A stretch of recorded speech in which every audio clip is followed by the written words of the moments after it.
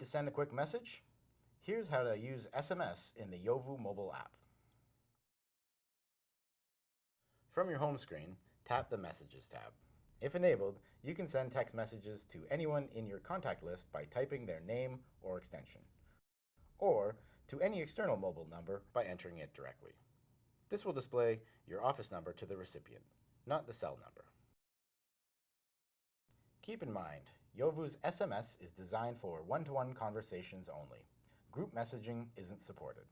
You'll also need a direct number on your account to send and receive messages. If a message hasn't been read within approximately 5 minutes, your system will automatically send an email alert to let you know.